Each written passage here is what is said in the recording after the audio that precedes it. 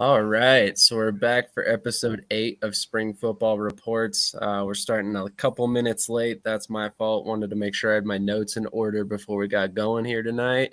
So we're going to do things a little bit different. In the past, we've done some reviews for everybody's given their takes. Tonight, we're kind of just addressing the storylines to come out of each this week. And all the different games because there was a lot to talk about. So we kind of tried to chop it up a little bit here. So talking about the first game, Seattle's won 5 straight.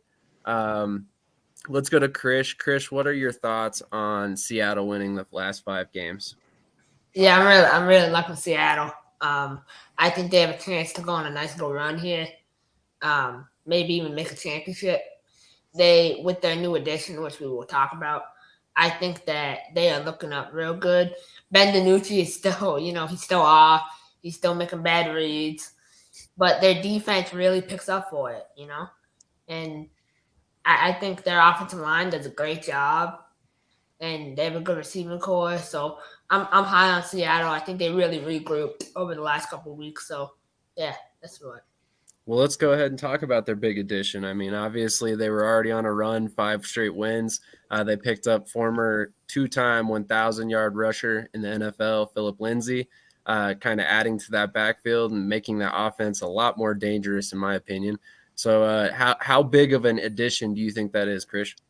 So, last week when you said the possibility of Cam Newton coming to the XFL, I thought you were crazy. But when I saw Philip Lindsay sign, I'm like, man, like that could be a real possibility, Because here's a guy who I watched. I love Philip Lindsay. He's one of my favorite backs. And being able to watch him in this league, I think gives him an opportunity to showcase that he can still perform at the level that he once did.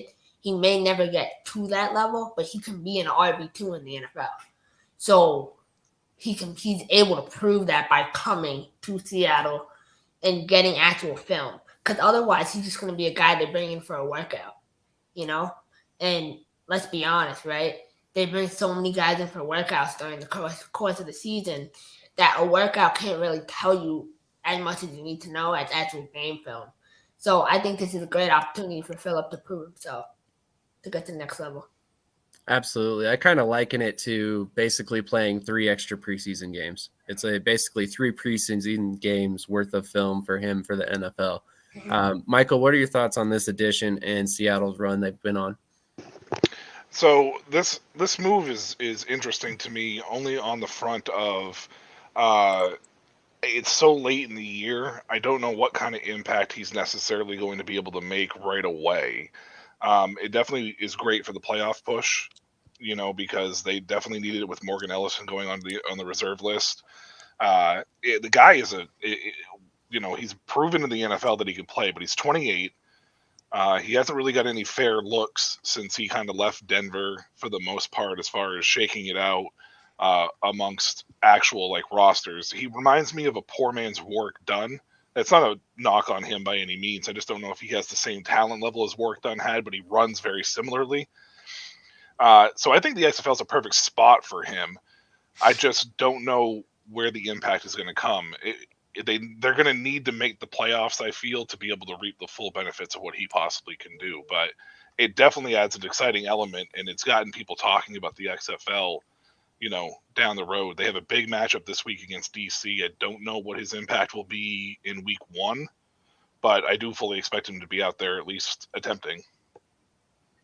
Yeah, I would agree that he'll probably get some snaps out there. I don't know how much he'll play right away, but you hit the nail on the head there. His biggest impact to this team is going to be if they make the playoffs. If they make the playoffs, he's going to be, a fresh set of legs heading into the stretch run, and you're going to have him in the perfect form, right there before the championship game. Mark, I'm curious your perspective on this. Obviously, you're going to look at everything from the fantasy outlook as well. I mean, what do you think of this addition to this offense? Yeah, I do think it was relatively necessary to go out and find another capable back in this offense. I would agree with everything you guys just said, where I don't really see a true impact this week, and I do think it is an opportunity from a DFS perspective to fade it. You probably will have a lot of people, a lot of the masses that just recognize the household name. They saw the news. they want to go out and play him. He's an expensive play. So I'm not really into it for this week, especially in this type of matchup. But it creates a great opportunity for maybe a few weeks later. And I do think it might even be a little bit earlier than the playoffs. We could see even some relevance or impact from him the final week or two, just because of the fact that this is the type of offense where, as complex as it may look, if you actually know this offense behind the scenes, it is a relatively easier offense to pick up, especially for a running back. So I could even see him making an impact as early as week 9. I just don't see it this week. Yeah, I would agree with that. I think it actually plays into his style as a runner as well. I think this offense is going to fit him quite well. Travis, what are your thoughts on this move and ultimately Seattle's run? Yeah, I mean, I think this move is good for both parties involved. Like you said, it kind of gives Philip Lindsay a couple extra preseason games to get more tape out there, more recent tape of him out there. And, for a Seattle team that's dealt with injuries in the position, it's definitely helpful for them. And this just, is a good example of it doesn't really matter how you start, but matters how you finish. They started 0-2, of course. Now they've won 5 straight, and they're firmly, in position to try to continue this playoff race. And it's good to see that they're playing some of their best football most recently. And, that's how you have to close out seasons, especially, if they are hoping to make the playoffs. You want to have that momentum, carrying with you into the playoffs. This move also kind of reminds me a little bit of the Bo Scarborough move last year at the USFL, because they brought him in late in Birmingham. It was earlier in the year than where Phillips signed, but it was still later than, off the jump. So it reminds me a little bit of that. And we all saw what Bo did last year. Yeah. So it's definitely possible that Philip Lindsay in week 9 seems fair, Mark. It seems fair to assume that he could pick up this offense because it's the air raid offense. So, yeah. I would 100% agree with everything that was just said. I think he's going to be one of those value additions as things go on for the team, not necessarily in fantasy for DFS, but obviously because he's that household name. But I think he really fits this offense tremendously well, like I already said. But moving on to the next game at hand, we've got an interesting, well, not the next game, but an interesting topic that we saw a little bit of an improvement out of Arlington's offense this weekend. So, Michael, I know you've been hard on the Arlington's offense. So, what do you think led to the improvement here from them? It was an improvement, but it was also still really sad.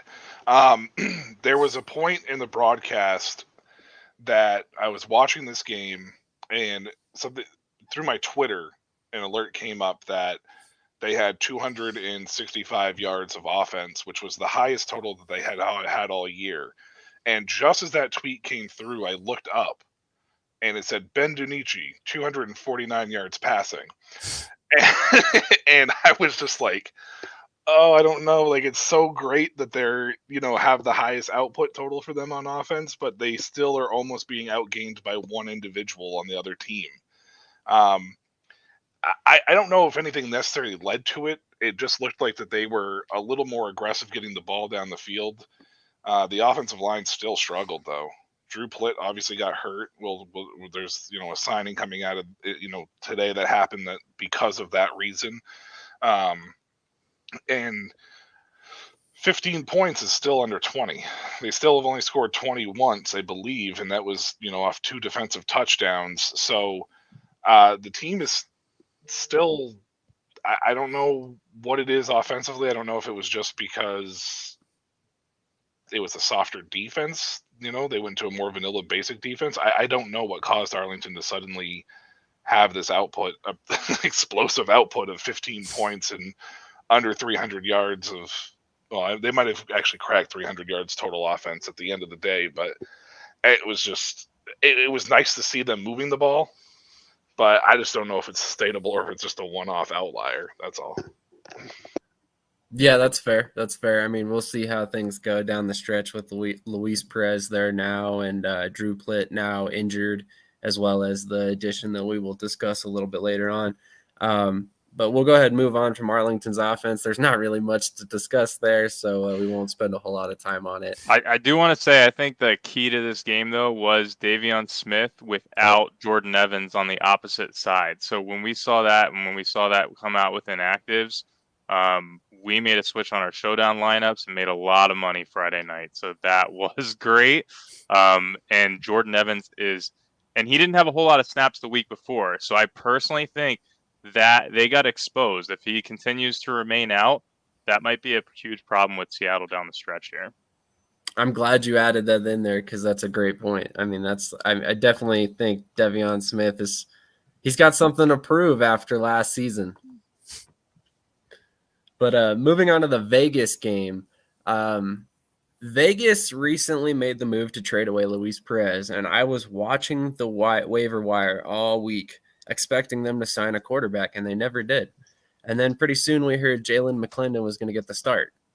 And I didn't really know what to expect from him getting the start. I've been campaigning for him to get snaps, but I always looked at him as more of an athlete to add to the quarterback position, not necessarily the starter. But boy, did he prove me and everyone else wrong, because he came in and he not only sees the position going forward, but I think he opened a lot of eyes to what he's capable of going forward. So, Chris, I know you're a huge indoor football fan, and I wanted to go to you first because Jalan McClendon most recently played in indoor leagues. So what was your thought about his performance this week? Yeah, so Jalan McClendon looks like a completely different person outdoors. You can tell he's been hitting the gym. His body looks incredible. He looks in incredible shape. I mean, he looks huge out there. He reminds me a lot of, what was that Buffalo quarterback's name? Tyree Jackson, right? The guy who switched over to tight end, like a smaller version of him. Like, I think if he plays in the NFL, he's not going to play at quarterback. He would play at a different position for certain reasons. But, I mean, he looked incredible out there. Running-wise, he was getting to the ball fast. He was just moving really, really fast. His footwork was pretty good. Couple missed throws here and there, but he'll clean it up. I think he proved that, indoor quarterbacks can ball, so I think he's proven that, and I want to see more because of him finally getting his opportunity from waiting. I want to see other guys who play indoor football get their opportunity. And one in particular I want to see get the opportunity is Dalton Sneed from Bay Area. I see a lot of good things that Dalton Sneed brings to the outdoor game that I think similar to what Jalan McClendon brings. I think he can bring it too, so keep an eye out for him. Correct me if I'm wrong, Sam, but in 2020, didn't Jalan McClendon get the start coming off of the following week after Luis Perez was traded from Los Angeles to New York? He did not get the start, but whenever Knopf had some injury that he went out, so McClendon did get a couple snaps in that game. That's what I was going to say. Okay. I think his last start was actually in college. I think he Baylor. hasn't started a game since college. And he started, I think, only one game in college, if I'm not mistaken. Okay. So, I think they did say that on the broadcast, that his last start was in 2018 at Baylor. And then it showed that he had stats in college, but he must not have started any games at NC State and then just the one for Baylor, I think. Okay. He was never a full-time starter, and he went 1 for 4 and threw a pick in the XFL 2020 version when he did come in that game. Right. So I just happen to remember his name, so I was curious because I couldn't remember if he started or not. I just thought it would have been funny to have that happen all over again with Luis Perez getting traded and McClendon coming in and starting. That's all. Well, I won't share a whole lot of what was said, but Mike Mitchell said one thing that I thought was hilarious, but he's like, man, Joey Clinksales sure loves to trade Luis Perez because this is now twice. So it's kind of funny. And both times Jalan McClendon has kind of been the beneficiary in terms of playing time, but it seems like he's a lot better prepared this time around. So I'm very excited for Vegas, especially as a Vegas Vipers fan. I mean, seeing this game, I didn't expect it. I'll be quite honest. I did not expect him to play that well, and he played tremendously well. Mark, from the fantasy perspective, do you think he's valuable moving forward? Do you think it was a fluke? What do you expect out of him? I don't. I'm very on the fence with him because I really was not into him at all going into this game. I mean, just kind of given his track record and everything else. So I have really no confidence in him going into last week, and I mean this week against the Battlehawks, it's a tougher defense. They're probably gonna run a few different schemes. So I'm probably not going that direction in DFS this week. He's also priced up for what he is. Well, yeah, I mean, after that performance, I imagine he's probably pretty expensive. So, Travis, obviously you're a huge XFL 2020 fan. Were you expecting this performance from McClendon? I was not expecting this performance at all. He completely shocked me. I thought we would see something similar to how we saw Jalan pass with San Antonio. I thought we'd see some, flashes. I thought we'd see him run the ball a lot more. But I mean, this offense looked so good behind him. We haven't seen that in weeks now. And I mean, Rod Woodson said it best. This is Jalen McClendon show now. Like, I mean, he looked great, and I'm excited to see what he does the rest of the year because I don't think Brett Hundley sees the field the rest of the year. Yeah, I mean, I don't want to say something like, the Brett Hundley experiment has failed or anything like that because I think he played well. But, he obviously was banged up at points in time. There's a reason why Luis Perez was back in the game at one point. But at the same time, like this Vipers quarterback position, the whole situation that they have, I mean, McClendon seems like he sees that position. I mean, there's nothing left to play for them. So why not play the young guy and give him some snaps and see what you got for next season? So, Michael, I know you didn't really get to give your full thoughts there. Any more last thoughts on McClendon? No, I mean, I kind of agree. I don't really know what Brett Hundley is going to, translate to from here on out for the future of the XFL and for the future for him. Jalen McClendon, I believe, deserves to finish out the year. They're not playing for a playoff spot. They've been eliminated. So it kind of makes sense just to go with McClendon from here, straight out. So I would agree. And I mean, I'll admit the play calling has changed quite a bit since Brett Hundley first entered the game. So there is that aspect to it. But to put this in perspective, I mean, Jalen McClendon completed almost 70% of his passes this weekend. Brett Hundley's barely over 50% of his passes for the season in 4 games. So we'll kind of see after this stretch if McClendon compares to what Hundley was able to do in 4 games as well. So it'll be kind of interesting to see exactly where he sits statistically after these next few games. But moving on to the next topic at hand, DC lost its first game and Orlando won its first game, coincidentally in the same game, which I don't think anybody anywhere had projected this. I don't even think Guardians fans thought this was possible. So, man, let's go to Travis first. You're one of our resident DC fans. What was your thoughts on this game? So, for those of you who don't know, Saturday was the first day of trout fishing in Pennsylvania. So I looked at the game on the schedule and I was like, we got it. And I went trout fishing. And I come home, or I was able to check the scores at some point. We're winning at halftime. And then by the time I'm done fishing, I come home and I get on Instagram. And the first thing that I see is like DC's post saying like, we'll bounce back next week or something. And I'm like, wait, what? I was like, what do you mean? And I immediately had to like look up the stats and everything like that. And I saw Quinten Domady absolutely balling out on the stat sheet. 6 total touchdowns as him, or, accumulated by him. And I mean, DC didn't look bad by any means. They just ended up at the end of the day being outgunned by Orlando, which is a weird sentence to say. You did not think that after week 1, you would say that DC got, or that Orlando outgunned and had more firepower than DC, but that's ultimately what ended up happening. We saw Katie Cannon had a long touchdown, former DC defender, so he got a revenge touchdown. This offense and this team looks completely different with Quinten Domady at the helm. And Quinten Domady is a guy that I even said during our draft show that I liked and that I think he should get the start. And I was a little upset when he didn't. And then even after the whole week one, him coming in relief for Paxton Lynch, I said that I still liked him. And I mean, I'm just happy that he's able to succeed in the league at this point, especially after the whole scandal.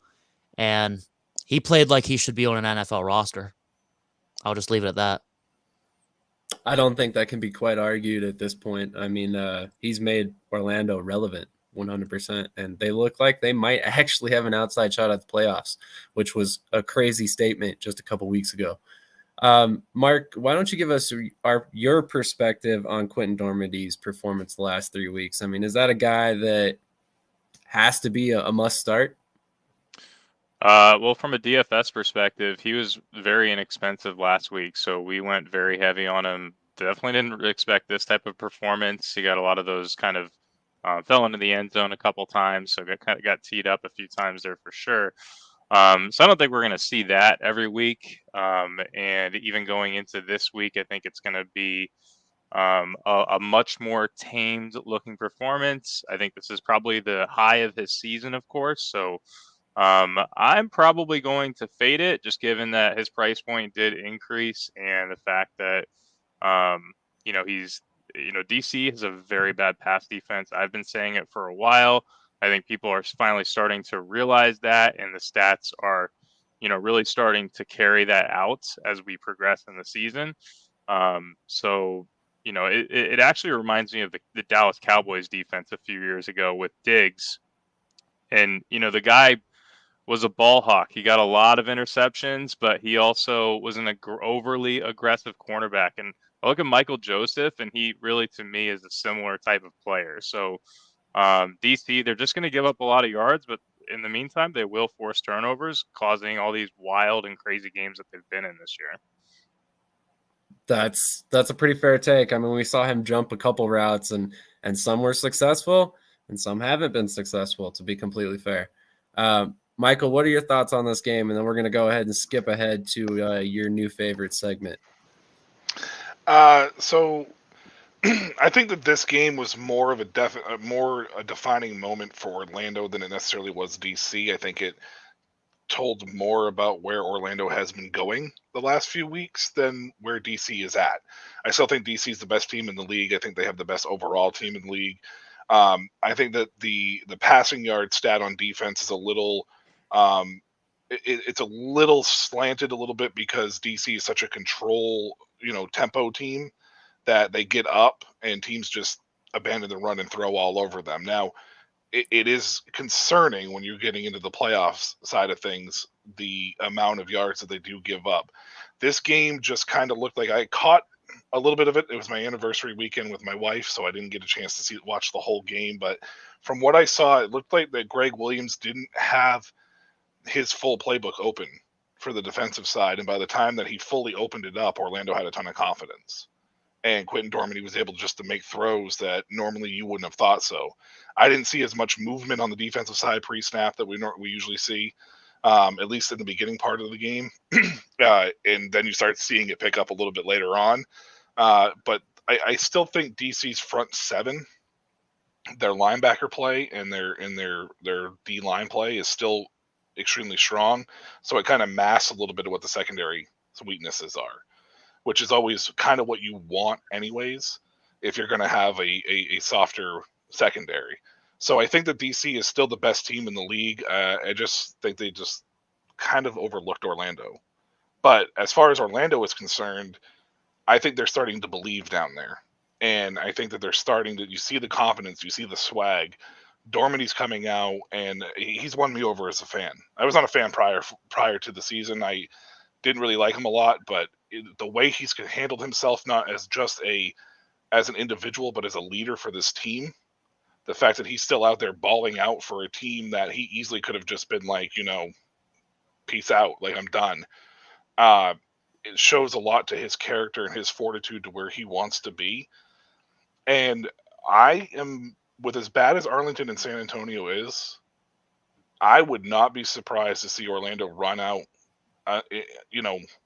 the rest of their or at least make it a playoff push the rest of the way with that South being as bad as they are. Because they don't have to play Houston again. I mean, they lost both to Houston, so I don't think they can win the South, but I think they could easily slide into that number 2 spot with Arlington and San Antonio's remaining schedule. Absolutely. 100%. And one of the topics that we didn't really discuss at length is the fact that Kurt Benkert is now hurt. So it's now the Jalan Pass and Jack Cohn show in San Antonio again. So chances are they'll probably struggle going down the stretch. You never really know what you're going to get from Arlington, and we'll get to that in a little bit here. But we're going to go ahead and go into your favorite segment that don't impress me much. And then right after that, we'll introduce our special guest of the evening. What the fuck is going on? I don't know. I dropped the ball again, apparently. Sorry, guys. In case for those of you who didn't know, there was supposed to be a whole intro there with some music and some song. This week, I have picked the Houston Roughnecks, and this is at this point in time more of a combination of not just this past week, but the whole season. They came out firing out of the gate, 4 straight victories. Earlier this year, when I first came on board with this, Sam, who is an Eagles fan, heard a lot from me about how weak the Eagles schedule was and how I questioned whether or not they belonged. They made it to the Super Bowl. They won me over. They showed me that they did belong despite having a weak schedule. Then he heard it again from the Houston Roughnecks standpoint with me. And I'm sure at this point in time, he's probably sick of hearing it. But you look at the first 4 weeks of who they played. They played Arlington, San Antonio, and Orlando when Orlando was really struggling twice. And then they hit the meat of their schedule, and now you have lost 3 straight games. Now, on top of that, you made Brandon Silvers inactive. Now, there was a injury that was supposedly undisclosed beforehand that decided to make him inactive. Now, I love Cole McDonald. I've been voicing that Cole McDonald absolutely should be the starter from day one. I think that he is the more athletic, better overall player. He did not play poorly in this game, but where you have stuck with Brandon Silvers throughout the course of the year, you're walking in to a weak conference with a chance to really separate yourself from the rest of this conference, and you decide to bench Silvers or injury Silvers and start Cole McDonald pretty cold. Yeah, he looked good against DC in the second half last week, against DC, but that was against a game that the game was fairly well in hand for DC, and they went to that more vanilla, shell style defense. Again, not a knock on Cole McDonald by any means, but Houston, you really dropped the ball in this situation. You had a chance to show that you belong, and right now you don't impress me much. That's completely fair. I mean, I think we're all thinking it after the last 3 losses and the meltdown that they had in the third quarter against DC, I think it was. But we're going to go ahead and go to our next guest of the evening, Anthony Miller. He is the Arlington Renegades writer for the XFL News Hub, and he also does a Player of the Week article that you guys should definitely check out, and he's going to discuss it right now. How's it going, Anthony? I am good, Sam. Thanks for having me. Appreciate it.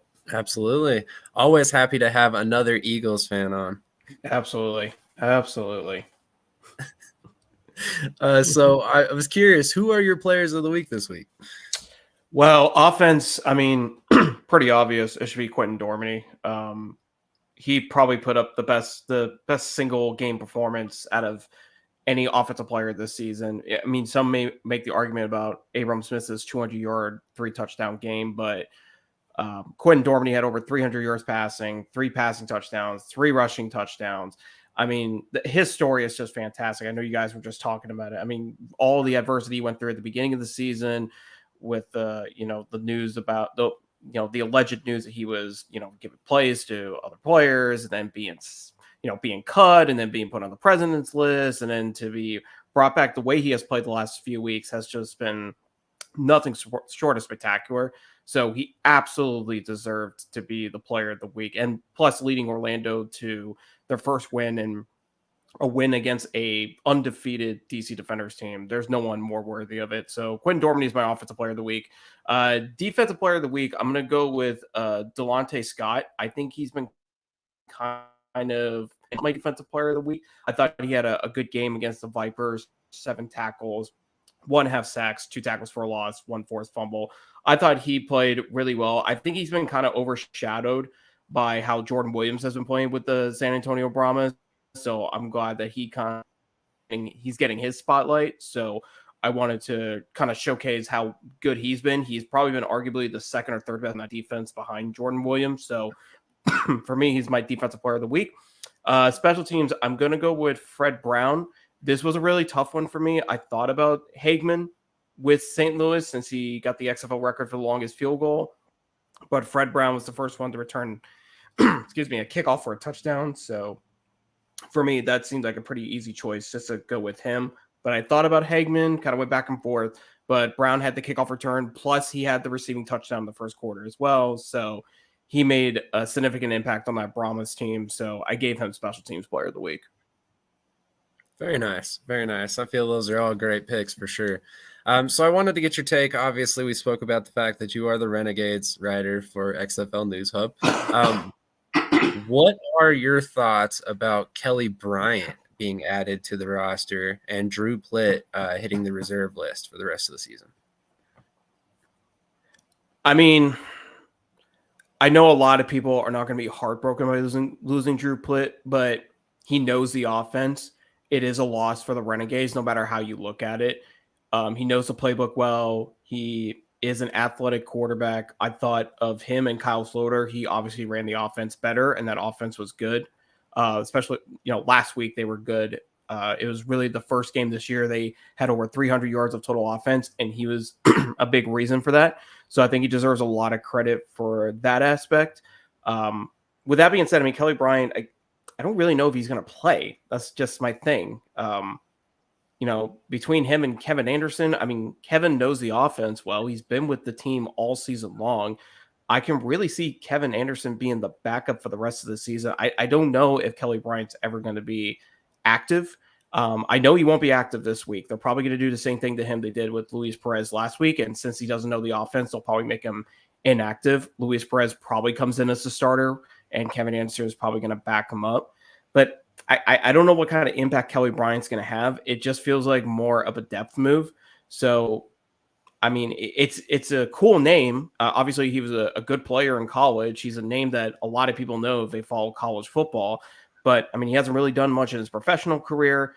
Maybe the most impact he's had is when he played with the Fan Control Football League last year. But really outside of that, I think it's just a depth move. So I don't think it's anything more than that. I still think Luis Perez is the number one guy. And I would even go as far to say I think Kevin Anderson is probably the number 2 guy moving forward. Absolutely. So I wanted to get your take on one other thing. What is it about Kevin Anderson that they seem so hesitant to give him a chance? I mean, I assume it's just because it feels like with John Hayes' offense, they probably want someone who's a little more athletic. I don't know if Kevin Anderson is really the mobile type. He hasn't really shown it as much. So I think that's why they kind of went with Kyle Sloter and Drew Plitt at first. They're probably more the mobile guys. Kevin Anderson may know the system, and he just may be just a reliable backup to have. I don't know why the hesitancy on it. I honestly, I think last week would have been a good opportunity to maybe give him a little more playing time. But then again, Drew Plitt was moving the offense better than anyone has in the past few weeks throughout the season. So I don't know what it is. Maybe he gets a shot this week, especially with Luis Perez only going into his second week of knowing the playbook. This might be Kevin Anderson's best shot of getting some playing time, but it's a good question to ask on why they won't give him the shot. It just kind of feels like the coaching staff has been more favorable to guys like Kyle Sloter and Drew Plitt over Kevin Anderson. It does seem that way, and I know Anderson's stats are not pretty when you look at them, quite honestly, in the TSL as well as the AAF. I mean, he barely played in the AAF.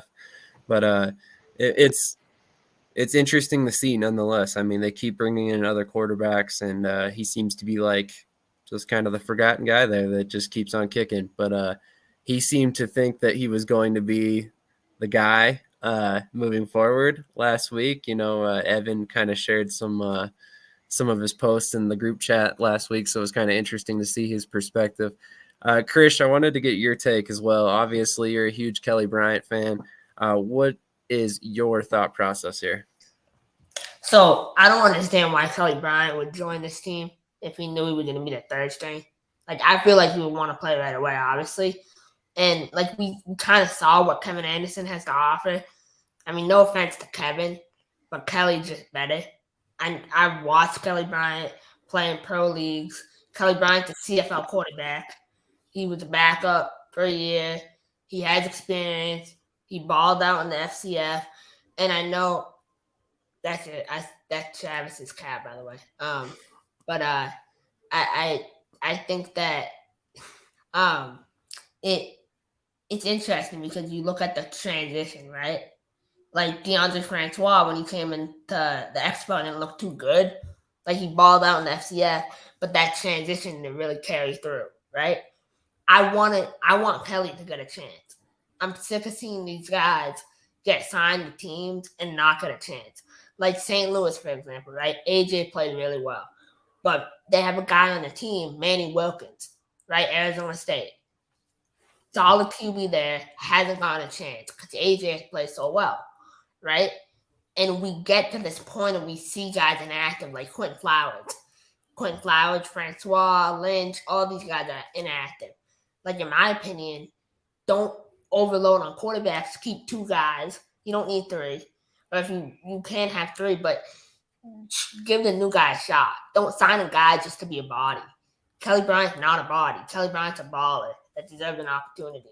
So I really hope that they play Kelly Bryant. I know Luis Perez. We know what he brings to the table. He played really well this year. 9 touchdowns, 3 picks. So pretty solid stats. Like, he should start without a doubt. But Kelly Bryant should be the backup, and he should get playing time. Maybe not this week, but in these last 3 weeks, I do expect to see him a little bit, and I hope to, honestly. It'll be interesting to see how this all progresses. Go ahead, Michael. I wanted to be polite.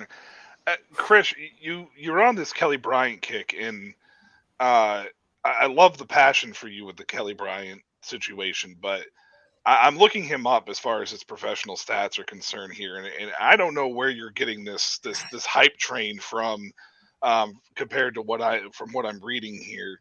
Yeah. In the FCF, for a season, he threw for, this says 234 yards, 5 touchdowns, 2 interceptions, and a 55% completion rating. He was named the MVP of the championship game.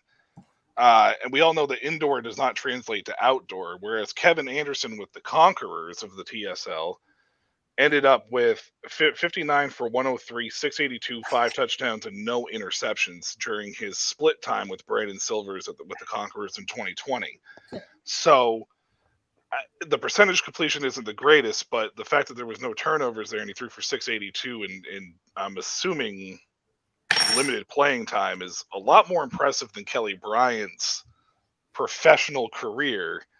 I love the hype that you get from him because Kelly Bryant was definitely a fantastic college player. But when you are literally getting signed week 7 in a league and coming off the street in an outdoor game when you haven't played outdoor football yet, the chances of you making any type of insignificant impact when there's only 4 games left in the year is not very high. Sure. Yeah, so, I love the passion, Krish, and I understand it, but the way that the league works is, and to be honest with you, I'm with you that I'm surprised Kelly Bryant didn't sign with an outdoor team. I think he's talented enough to play somewhere. Absolutely think he's talented enough to play somewhere, and I hope that him signing with Arlington now gives him a leg up for next year, and he comes back to Arlington next year and gets a chance to be in a quarterback competition. That may be the reason why he signed right now. It may not be to play immediately. It may be he's looking to the future for next year because Plitt is a rookie, so there is a chance that Plitt could end up in a camp. Now, whether or not he sticks is a different story, but he could end up back in a camp in the NFL level coming out of the NFL draft. I just wanted to throw that stuff out there because I was looking at it, and I was like I said, I love the passion, Chris. You got me interested in what Kelly Bryant's stats looked like and stuff. But I just, from what I saw or read, it didn't look. I do want to touch on that subject. I will say that the you said it's 55% completion rate for the FCF. That's what I read. I mean, I didn't look on the FCF like actual website, but it said it went on to the season for a 55% completion percentage for Kelly Bryant. That's probably fairly accurate. I just wanted to clarify that that's actually fairly high for the FCF in terms of completion rate. I'm sure it is, but I mean, overall, when you're talking about just the completion percentage indoor game to outdoor game, it's a different game. 100%. You know, like it's a whole different game. So I'm sure that's probably on the higher end. I just wanted to throw that out there because it was something that I had in front of me at that time. That's all. Yeah, no, I get what you're saying. I completely agree with you. I think like outdoor doesn't always translate to indoor doesn't always translate to outdoor. But I mean, I've seen Kelly Bryant in person, right? And the game I saw him play, he didn't look that great. But I saw him make improvements, right? From when he was a big mark buck at one point. And, you know, he played for them. He played the week after. He got better. And then he went to CFL. I think that he had that. I'm on him because he has potential. You know, and my thing is, like, I know you said next year. Kelly Bryant's 26 years old. He's going to be 27 next year. He's in his prime right now, right? He's coming off an injury. He's fully healed. He has a whole season to heal up. He's in the best shape of his life. I think that he's ready to go. And, you know, why not have 3 quarterbacks active? I just don't see them necessarily having 3 quarterbacks active, but I will throw out there another point that, you know, we talked about his professional career and how it's kind of gone and how he ended up in the FCF last year. Well, let's talk about the money he's about to make over the next 3 weeks, even being inactive. You know, he's about to make $1,500 a week every week, not to mention make an impression on this coaching staff for next season.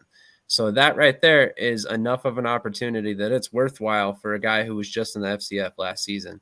I mean, worst case scenario, he gets let go after the XFL season. And quite honestly, he could be right back in the FCF when they play in June. So, I mean, it's one of those things where I don't see this as a loss for him. I think this is a really good situation for him. And this is honestly the best that he could have hoped for at this point in the season. Honestly, I mean, either that or a USFL team came.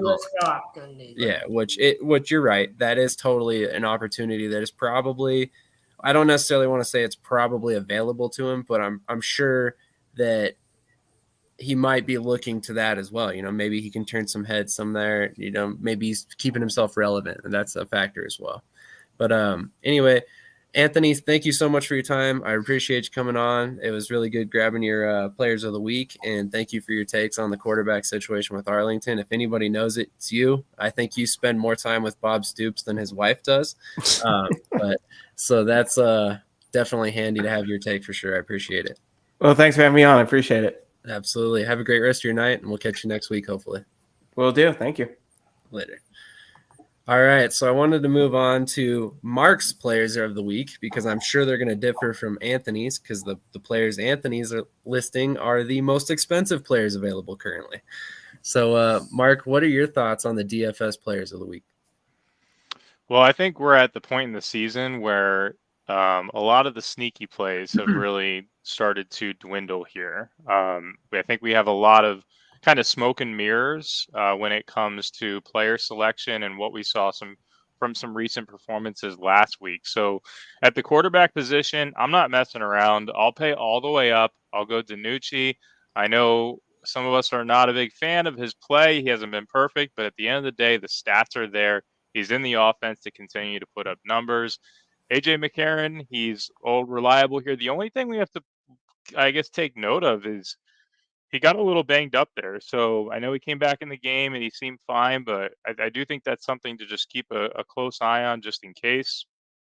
So I think my primary play is going to be DiNucci at quarterback. I'm not going to mess around with some of those other options here. He is going up against one of the worst pass defenses in the league as well in a big time game. So Brian Hill, he is expensive at running back. He had a slower week last week and he had a couple fumbles, which I think a lot of people are going to come off of him.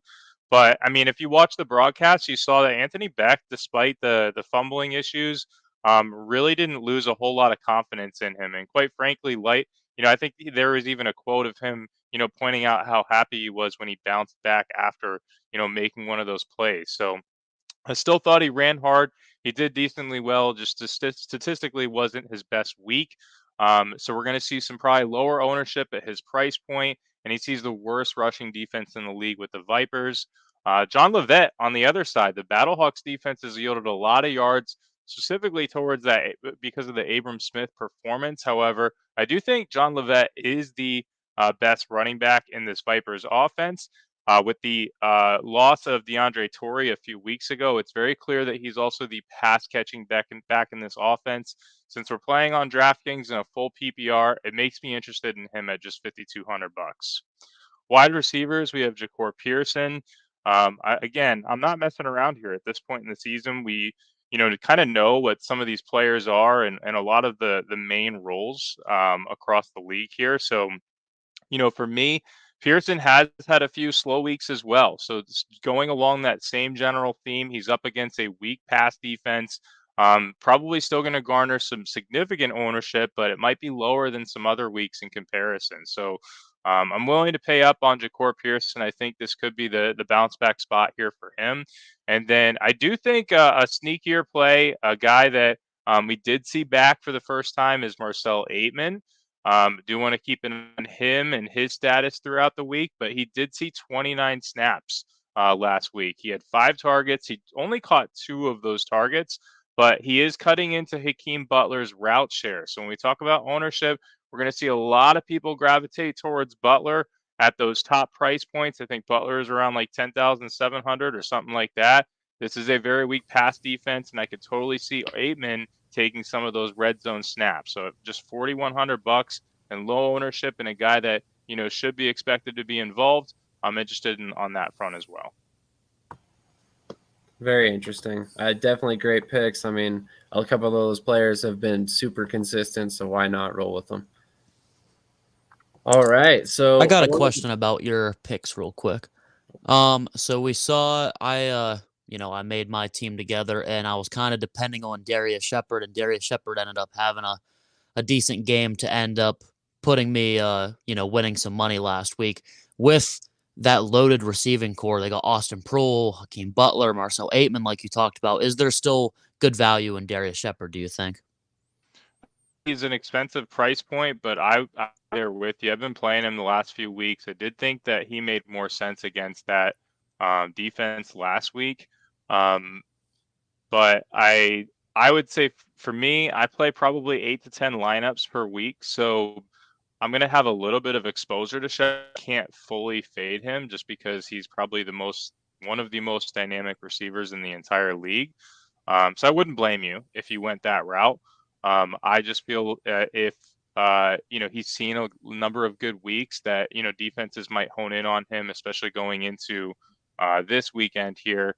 The Vipers, I could even see giving him more than single coverage, right? Playing a lot of zone coverages as well to negate his impact in the air. So I like Aitman just because you don't have to rely on him a whole lot of volume given the price point, and if he vultures a touchdown, that's going to have so much leverage on not only Butler but even Shepherd as well. Okay. One of my questions is we talk about baseball. I know you worked in baseball before. The safest bet for baseball is known as a NRFI, which is a no-run first inning. What's a safe XFL bet that you can rely on week after week? Man, that's a loaded question because, I'm really more of a DFS player. But when it comes to player props, I would say, typically on the NFL level, I like targets. I like going after those target props, for receivers, maybe even some catch props. In the XFL, that's harder to rely on. So personally, what I've liked the most and what I've seen the most success with is going after rushing yards. So player rushing yard props, I think, in my opinion, is probably the easier, prop bet to really attack. Definitely.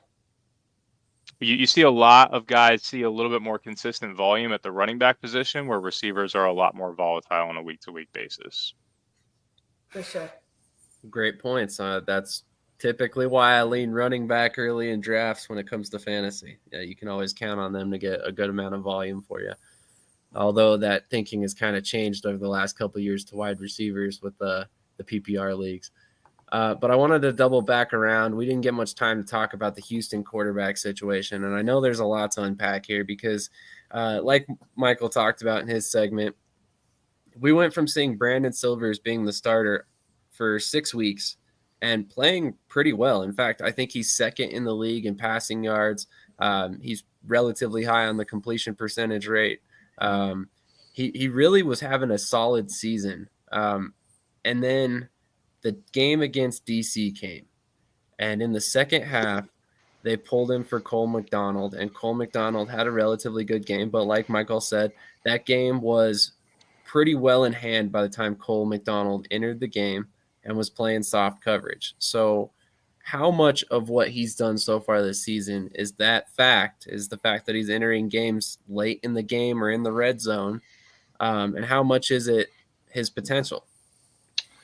Go ahead, Michael. Well, I know we just did a little bit of a segment on this, and I'm sure Travis has a thought on this as well because he didn't really say too much about it previous or whatnot. But everybody knows here that I'm not a big Brandon Silvers guy. I didn't like him in the AAF. I didn't like him in the XFL 2020.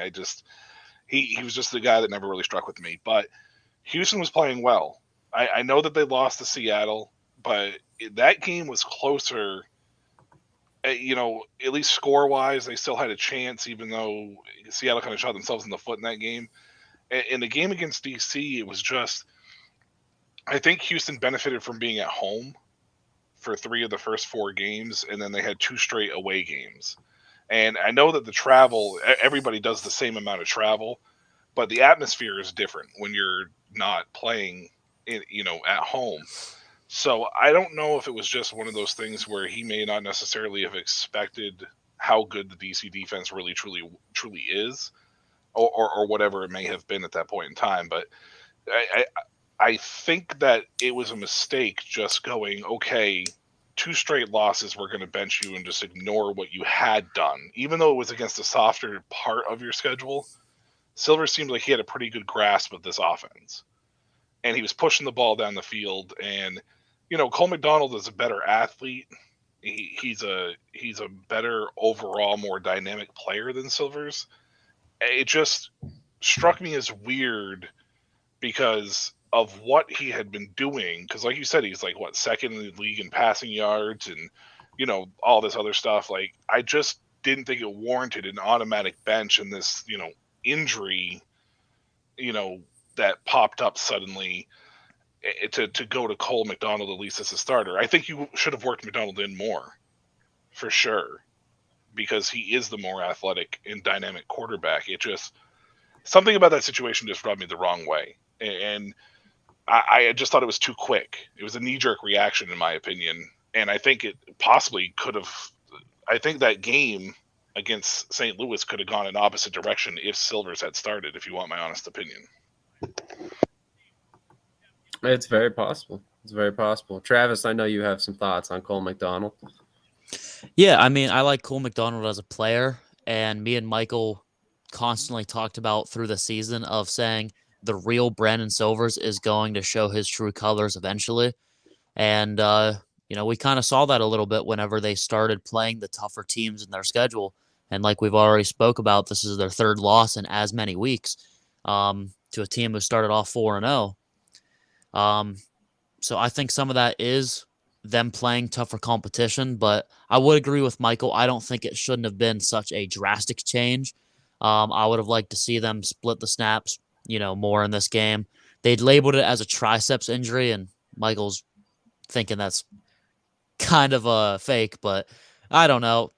That could be an explanation why he's been struggling. Maybe we don't. Maybe there is a bit of an injury that we didn't know about, and maybe that's why he was actually pulled from the DC game. We don't know. But I'm interested to see what the inactive list looks like this week for Houston, whether Cole McDonald ends up getting the start or they split time, or if Brandon Silvers remains inactive. Yeah, it'll definitely be interesting, and it'll be interesting to see if Caleb Ellaby gets involved at all moving forward as well. I mean, he hasn't seen any snaps. He's been inactive all season long so far.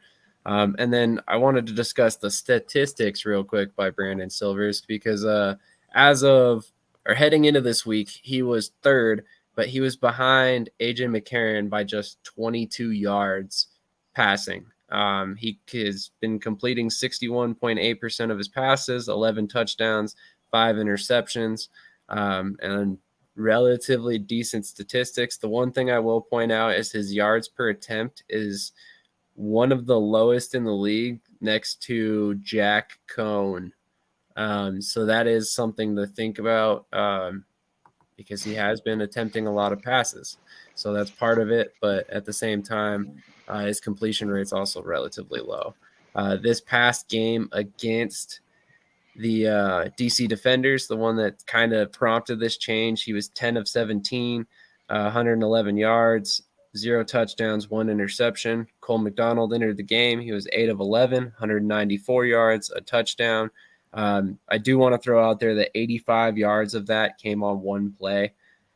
He also had 6 carries for 37 yards and a touchdown. So, I mean, he has a solid performance, but again, playing against a soft defense. Mark, what is your thoughts on this position? I mean, do you think that Cole McDonald's the starter going forward? Do you think he's worthwhile in fantasy? I wouldn't be surprised. I mean, sometimes it's hard to tell what's going to happen with some of these quarterback situations on a week-to-week basis. But what I will say, I'm a Hawaii truther. My mom went to Hawaii, so big Cole McDonald fan going into the season. I just personally feel like it was looked at as a project player, and he just simply wasn't ready to take the reins to start the season. Brandon Silvers did well. The team started off well. So it took longer for them to really give McDonald a real look. And despite all of that, he was involved pretty much on a week-to-week basis anyways. End of the day, I just think he has a higher ceiling as a player because of his legs, his size. I mean, I just think overall he is the better player from a potential standpoint over Silvers.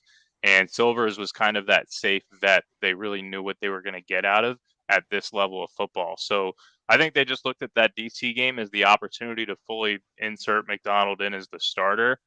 I'm with Michael and probably the rest of you guys. I don't believe there's any injury. Personally, I think it was a meeting in the back room somewhere where they said, hey, we're going to present this as an injury to protect your career in this level of football so you can continue to play moving forward if you want to.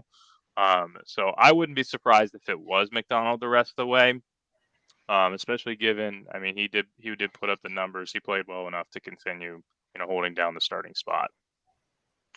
I don't think you can go back to Silvers at this point. Honestly, I like I said, I wasn't a big Brandon Silvers fan, and Travis and I have been talking about it, hammering it all year that the actual Brandon Silvers is going to show up, and we were looking at this meat part of the schedule for them where he was going to show his colors. I just felt it was just a really quick knee-jerk reaction, because even with that being said, 10 for 17 for one, what did you say, 117 and 0 touchdowns and 1 interception, isn't stellar numbers by any means, but you'd only thrown the ball 17 times at that point. So, and I think that it was like you said, Cole was 8 for 11 for 194, but one of that came on like an 84-yard, touchdown. So you take that 85 yards or whatever away, and you're looking at almost identical yardage. Less passes, but almost identical yardage. So, it just, I just felt it was just one of those situations where it was just very quick. It just came fast. Like, you had only lost 2 games, and you're playing in a weaker division. You had a chance to really bounce back against St. Louis, and you kind of just took the rhythm that you had been, building with Silvers and yanked it just like that for Cole McDonald. Now and again, I love Cole McDonald, Mark. I'm full-fledged with you on that. I think he has the best ceiling. I think he's the best athlete. I think has the highest potential for sure. Absolutely. And like you said, he was a project being worked in. completely agree with all of that. But you have a chance to really open up that South and put yourself away, and now you're still only one game ahead of Arlington. Now, you may not be worried because the South is so bad, but I think it has something to do with Kirkland though too. When Kirkland went out, a lot of his routes, he's on the exterior, he's making catches on the sidelines. Those Good aren't point. the types of throws that Cole McDonald typically makes. So I think not having that type of receiver also kind of attributed to this move as well. That's a good point. That's actually a really good point. I hadn't thought about the Kirkland injury. Definitely, that's a great point. I mean, Kirkland was kind of the guy who made this offense move prior to this week, so losing him was a huge blow. But I do want to point out the fact that if you were not happy with 10 of 17 for 111 yards, 0 touchdowns, and an interception, then you really shouldn't be happy with 15 of 32 for 106 yards, a touchdown, and an interception by Cole McDonald against the Battlehawks. So it's really interesting to watch this position going forward. I mean, we obviously know they've lost 3 games straight. To go back to Brandon Silvers would be kind of surprising to me. I think they probably do end up rolling with Cole McDonald for at least another week. But I really kind of wonder if we see Caleb Ellaby, if McDonald continues to play poorly, or if they go back to Silvers. Depending on how things go. I mean, obviously, they pretty much have the inside track to a playoff spot at this point. So there is a little bit of a cushion to play with here. Center Jordan McRae has just been released. Wow. He was released off the reserve list. That's horrible. I mean, that's a bad team making a bad move. So I have nothing to say to that, honestly. They're a bad organization, and you release my boy Jordan, you release me. So I won't be watching any Browns games for the rest of the season. It's all one organization. Yeah, it is. But I'll have to reach out to him and see what the deal is. But couple quick takeaways from that. I want to say watch out for Arlington and watch out for Birmingham from the USFL. I do want to touch real quick on Houston real quick. Their last 3 games, they're at San Antonio, they're home against Vegas, and then they close against Arlington. So it's not a very strong schedule down the stretch for them. So there is a very good possibility that they don't return to Brandon Silvers at all. And if Cole McDonald does struggle, Caleb Ellaby could see, because it's within grasp for them. Maybe they go back to Brandon Silvers for the safety net, like Mark said. But this is probably, out of everybody that's left, Arlington plays Orlando, and they have DC left, and then Houston. So Arlington could very possibly put themselves out of the running. I think San Antonio's loss this past week kind of ruins it for them. So it's really just whether or not the Guardians go on a run. That's true. They've been playing well. Because the Guardians play Arlington this week, they play San Antonio, but they do close in St. Louis in week 10. So does Orlando, that probably helps Houston a lot, right? If they win this week and next week at least. What, Houston or Orlando? If Orlando wins this week and next week, it would tremendously. Yeah. It would tremendously help Houston, because Houston, I think out of the South, I think Orlando and Houston probably has the 2 weaker schedules. But it's up to Orlando in that week 10 matchup. We could see this week 10 matchup come down to Orlando at St. Louis and Arlington home against Houston for that second playoff spot. That's really interesting, because that could also be the Battlehawks fighting for a playoff spot, depending on how the rest of the North shapes out. So it could come down to week 10, Guardians playing, the Battlehawks, and the winner of that game makes the playoffs pretty much for their respective division. On the North side, DC and Seattle this week obviously is the big game that we know about. DC is at home against Arlington in week 9, where Seattle has to travel to St. Louis. So Seattle's got 2 back-to-back matchups right here that are really, really tough. Very. And then DC closes in San Antonio, and Seattle closes at home against Vegas. So, and then that would be St. Louis against Orlando. So it's very, very possible. It's two really big games for Seattle because St. Louis obviously plays Vegas this week. So Vegas is just playing spoiler this week, but they're in St. Louis for it. So pretty much every week. I mean, they got the Battlehawks, the Roughnecks, and Seattle. Like every single one of those teams, they could ruin their season. So yeah. So the North is definitely a lot more cramped with it. The South is obviously, I mean, they're all pretty well wide open when you're talking about, the two positions left, and there's really three teams overall fighting for it. But I just wanted to touch base on that schedule real quick because I thought it was very interesting looking at potential playoff implications down the stretch here. It looks like DC has the weaker schedule in the North out of both Seattle and St. Louis. But as we saw, just Orlando beat them. So nothing's a guarantee in this league ever. That's very true. It's going to be interesting, that's for sure. I think St. Louis has a little bit of an inside track, being that they have a long home stretch coming up here soon. I mean, they close at home all three games. Exactly, all three games. So I mean, it could end up where if everything shakes out correctly, maybe they're sitting in that top seed by the end of the season. I mean, it would take a lot. I think they really need Seattle to beat DC this week. Yeah, they would. I think that would be a big key for them to be able to not only get into the playoff spot, but to actually be home field advantage possibly too. Yeah, which is, man, if they get home field advantage, they're instantly my pick to be in the championship. Like you can't beat St. Louis's home field advantage right now in the XFL. You just can't. No pressure, Reggie Barlow. Yeah, exactly. No pressure whatsoever. But I mean, man, this playoff scenario, the way it's working out for the XFL heading into the last 3 weeks of the season is incredible. Because honestly, there's one team that's eliminated out of 8 heading into week 8. I mean, that's impressive. That's exactly what you want from a brand new league. I think it's going to be something that's going to look even better in a couple weeks here when we're looking at Orlando, who's probably 3-7, after starting off 0-6, and maybe we're looking at a San Antonio team that's got 3 wins as well. A lot of parity across the league. I could see a lot of these records looking almost identical by the end of the season. And maybe Vegas goes on a run here too, and all of a sudden it looks really good heading into next season. But any final thoughts before we get out of here for the night? Oh, predictions. Predictions, right? Predictions. Totally forgot about that. Sorry. You said you're talking about playoff pictures, and you're not going to do predictions? What's wrong with you? No. Forget it.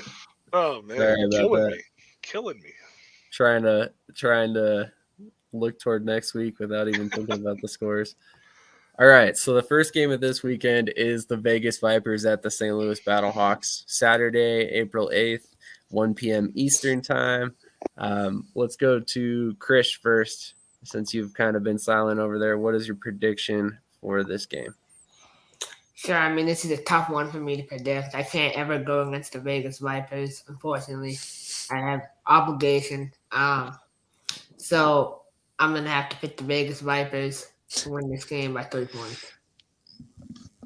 What's your score prediction? My score prediction is 21-18. Okay, that's fair. Michael, what's your thought?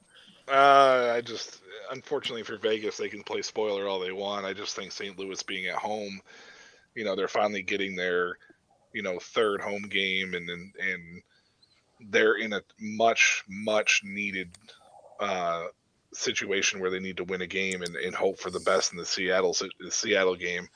I think St. Louis is going to win this game 27-14. Travis, what are your thoughts? I mean, pretty much just to echo his thoughts. St. Louis at home. I think St. Louis. It's really hard to beat St. Louis at home. I think Vegas is still going to look good. We're still going to see, their offense look improved compared to what it has been, and it did look good last week. But ultimately, St. Louis wins with a score of 28-18. 28-18. All right, Mark, what is your thoughts on this game? Wow, you took my exact score. I had St. Louis winning 28-18. Brian Hill running all over them, and that would put them right under the point total. Which I will point out, this is the highest week of the entire XFL season as far as point totals goes for the games collectively. So Vegas is expecting, the sports books, not the team, expecting a lot of points this week. So That was just a slight low blow there, but it's okay. I'll take it. Yeah, that's what they get for leaving Tampa. To be completely fair, yes, you do have that argument, but also I was gonna say, I believe up until I could be wrong, but I think the over hit on like every game this season up until this past week, if I'm not mistaken. No, I think every Vegas game except for one or something like that. I think the under was 4 games. I think.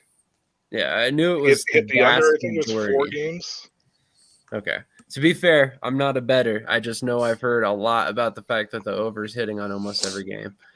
But obviously, I'm going to go with St. Louis as well. I just talked about the home field advantage. I mean, as much as I would love to see Jalan McClendon come out here and just dice up the Battlehawks defense, I got to be realistic in this prediction. And I really think that the Battlehawks are about to drop probably 30 on Vegas's defense because of Brian Hill in that run game. So I'm going to say 31-27 St. Louis.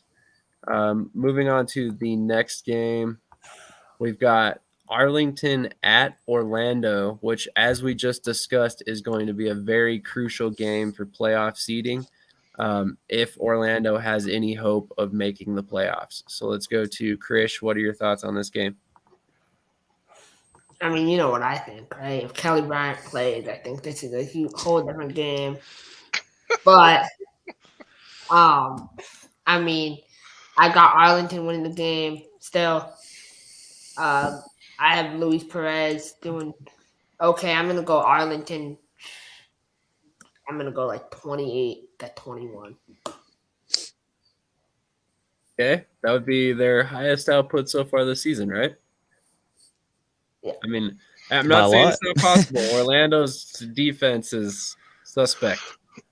But Michael, go ahead. I think these are a tale of two teams. They're heading in opposite directions. I know Luis Perez should probably come in and he's a perfect fit for this offense and add a little stability to it. They may hit 20 in this game. I until I see a little bit more from this offense, I can't really put my faith into them. Whereas Orlando was just trending in the right direction. But because I'm picking Orlando to watch them, they're gonna give up 40 to Arlington just because that's just the way that goes with me. I'm gonna take Orlando in this game, and I think it's gonna be like 29-18. Okay, damn. Travis, what is your prediction on this game?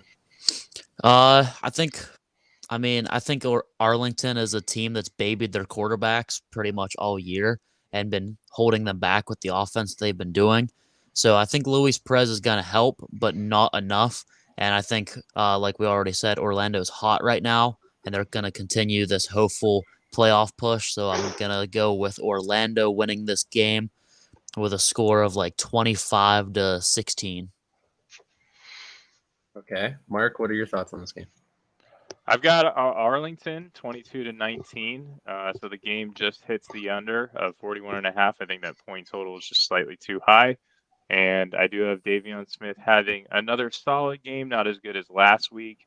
And I think that's the way that you attack the Orlando defense is through the ground. So I'm going to go ahead. I'll take Arlington, and I can see that putting the nail in the coffin here for Orlando. Was that 22-16? I'm sorry. 19. My fault. Sorry about that. I think it was the score of the the Arlington Vegas game from week 1. I think that's what that score was. Pretty much the same game as what I'm expecting. So that's fair. That's a fair. Except for Luis Perez to throw 2 touchdowns to the right team this time. Yeah, exactly. Okay, all right. Maybe. You never know. It might be to Redemption game. Orlando. Come on, man.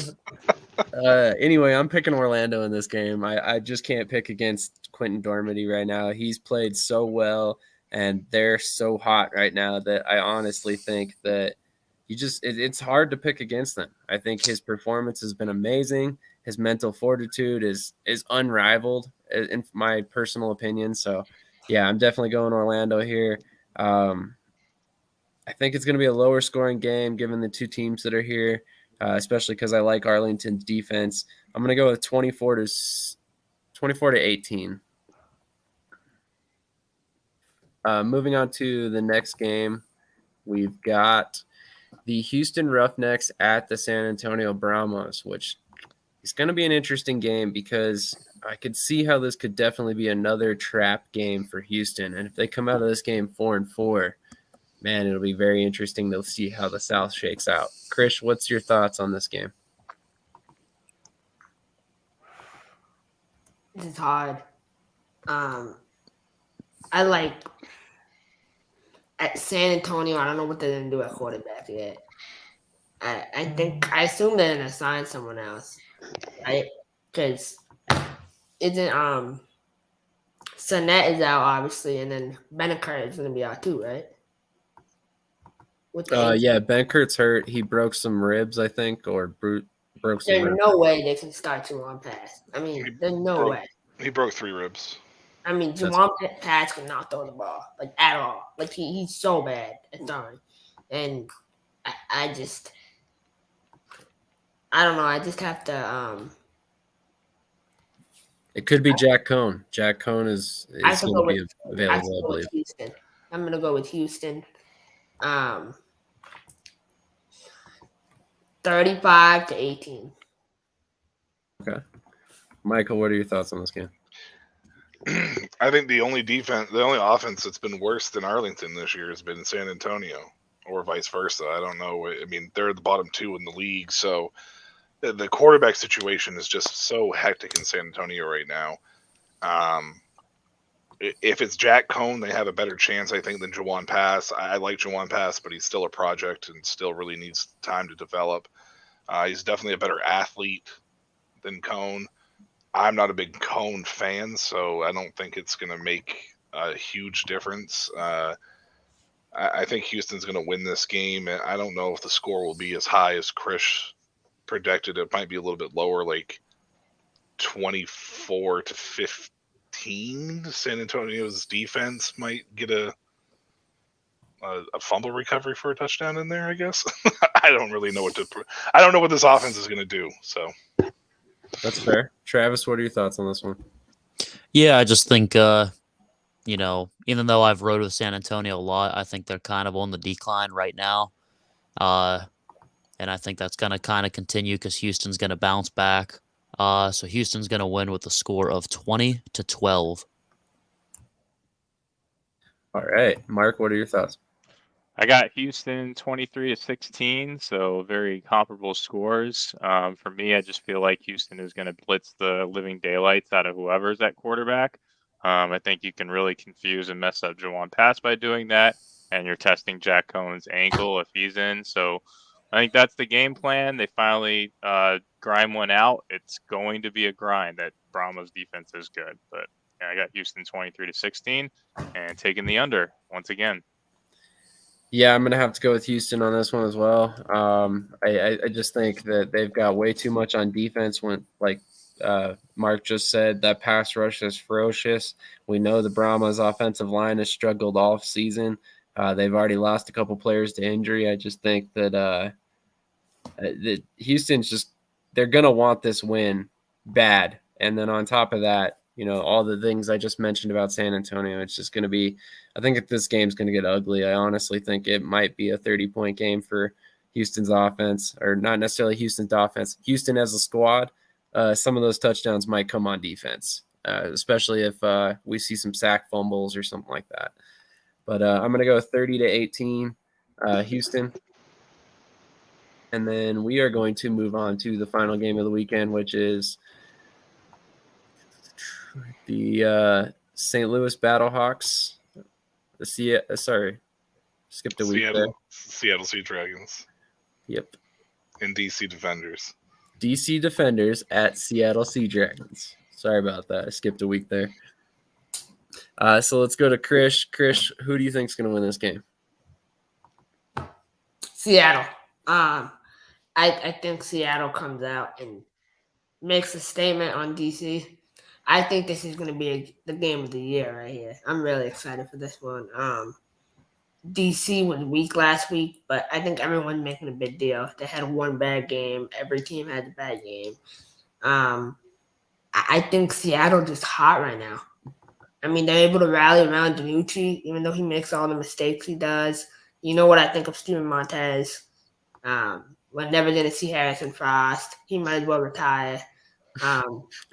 But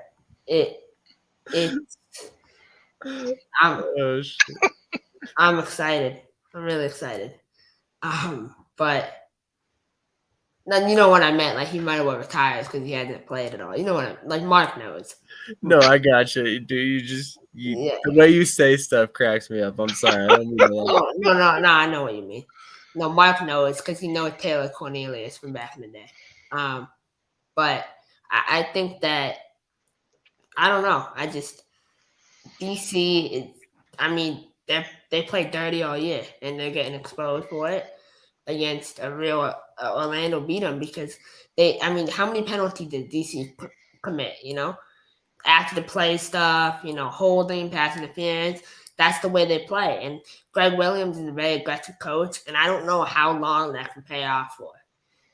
So I think Seattle has a real chance to expose DC here. Real chance. So I'm picking Seattle to win this game 21-10.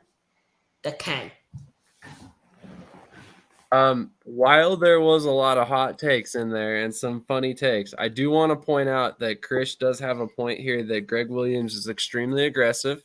And if the quarterback can get the ball off, there is room to take advantage of that. But Michael, go ahead. What are your thoughts? You just made me follow Krish, and there's just so much I just want to just throw out there. Okay. I don't think the Orlando loss, again, was a testament to where DC is headed. I still think that the best team in the league overall, an aggressive defense like Greg Williams has is not a good friend for Ben DiNucci for his style of play. It is the kind of defense that really, really makes DiNucci a liability as much as an asset because he is a gunslinger. He throws the hell out of the ball. He'll try to fit into tight windows, and aggressive secondary players will jump routes. It could expose DC, yes, but I think it also could create a ton of turnovers, which is what is DiNucci's calling card.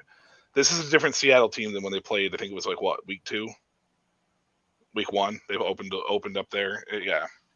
So it is definitely a different Seattle team overall. I think they're hitting their stride, but I just think that DC is hitting. I just think DC has hit their stride, and even though they lost that game against Orlando, they still put up 36 playing their style of football, and the passing game is still getting better every week. And as long as DC sticks to who they are and plays to their identity of football, I think this game is going to be a grinding game, which benefits DC in comparison to Seattle. I think we saw a little bit of that in week 1. So I'm going to say this game hits the over, and I will say 29-27. Very close game for DC.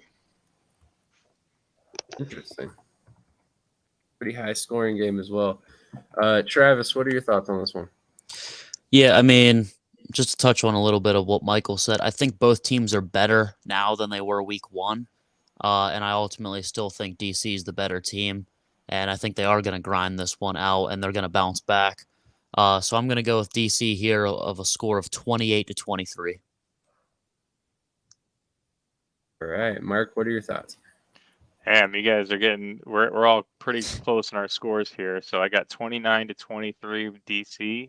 I think that I said it earlier in the show, but I do think that Jordan Evans, if he continues to be out for Seattle, that is the difference maker here for that defense. So we all know that DC, their strongest part of their offense is their running game, and Abram Smith is the best running back in the XFL.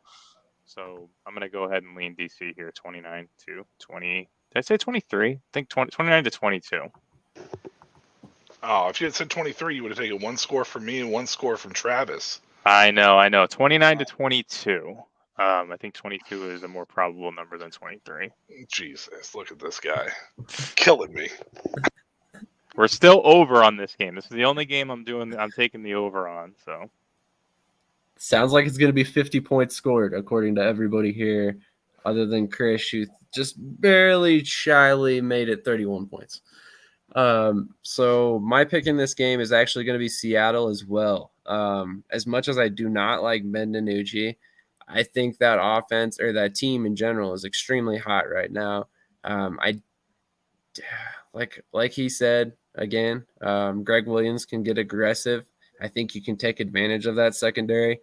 You can take advantage of that defense in general due to Greg Williams' propensity to blitz if you're smart about it. I think if anybody can take advantage of that, it's going to be June Jones and this very, very short passing attack of the Seattle Sea Dragons.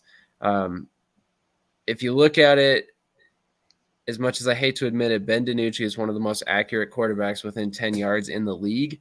It's after 10 yards that's the issue. So where do you beat a blitz within 10 yards? So there might be holes here. There might be an opportunity for him to win this game. It's going to be a close one, and it's definitely going to take everything he's got, and hopefully no red zone interceptions this week. But like Travis said, what was it? It was Ben DiNucci goes together with, it was like milk and cookies, red zone interceptions with milk and cookies. Got it. So I'm going to go with a score of 28-25 here. I think it's going to be a really close game, but I do ultimately think Seattle pulls it out. You know what? Just because of you and Mark, and I know that this is unlikely to happen, but I hope DC holds Seattle to under 100 yards passing and just makes you all eat your words. It's not going to happen. I know, Mark. I know you're shaking your head. I know it's not going to happen. I'm just saying I hope it happens, okay? I can hope for that, right? DiNucci's got like 42 attempts lined up here for this game. So, well, yeah, that's because they can't run the ball. So, yeah. Well, that's about to change. He might throw it 66 times in this game. How funny would it be if they came out with Philip Lindsay and they just ran it 40 times or something like that? Like just to throw everybody off. They're like, oh, you guys think we're all pass happy? Check this out. Seattle ran this ball more than 20 times. This game is going to be like 9-3. No, yeah, I definitely think it's okay to hope for things. You know, you can hope for a team that loses 42-18 to come back the next week and somehow win. So, you know, you can hope for things. But I mean, you could also hope for Kelly Bryant to play and start and be a QB1 and an all-star, you know, coming off the street. It could happen. You don't know. I could also hope for Maine to get an arena football team. It won't ever happen again. Oh, man, I know. I really wish we could. So it's like, you know, there's so many things to hope for. But Look, I just want to say one thing. Like, I know sometimes my takes are, you know, overdue, but I believe everything I say. You know, they're going to say other things, but just stay woke. Stay woke. So, because I know the truth. I know what I drop, and the truth is hard to hear, man. So stay woke, stay ready, because everything I say will come true. So, No, I'm the most if you go past predictions, if you add up the scores, I did it myself. I'm the most accurate predictor on the show. I predicted over 85% of my picks right. Where's the record? You have the record for everybody? No, well, for myself, and I also. For yourself, but not everybody else. So you said come on. say 85. Come on. Too hard to count. There's too many own. I thought you were doing my job for me. I was hoping. Like I'll say, hoping for an indoor team up in Maine is like hoping for an outdoor team in Colorado. That's not true. I don't know. I think Denver will get a team. Come on, Sam. I had to throw that in there. Jesus. You did have to throw that. I see it. It's okay. It's okay. I had to. Just like Chris had to point out the fact that I told Rapid City Marshals they were doing a good job because they played their best game of the season. hey, you know what? Shout out to them. You know, they played hard. You know, I got into it with a player on Facebook. I apologize, but That doesn't surprise me in the Oh, slightest. Chris, you you're know, killing me. they played their best. You know, I mean, I'm all about wins and losses, right? You're 0-4, you're 0-4. But my team's 0-3. So this for all y'all that are wondering what we're talking about. We cover a league called the CIF. It's the Wild Wild West. There's fights every week. You want to tune in. It's really awesome. And then there's another league called the Indoor Football League, which has higher skill players sometimes than the USFL, than probably 50% of the USFL. But so if you want to tune into that, you can tune in to watch real level players play. So yeah. All right. On that note, There's the hot take segment with Sam. yep. This is Brett, and you're watching Shady Sports Network. Tune in, hit that like button. You might wonder, what do these guys do? Player signing announcements. I never in a million years thought you would actually come on to break this news. So without further ado, go ahead and tell everybody what happened today. Yeah, man. I just had a workout with the Cincinnati Bengals. Signing me right out. Without further ado, I'd like to announce that, I'll be taking my talents to Salina Liberty. This just in, the Major League of Football is reportedly collapsing, unable to pay hotel room bills, with players being kicked out of their rooms and hotel managers asking them to leave voluntarily without issue.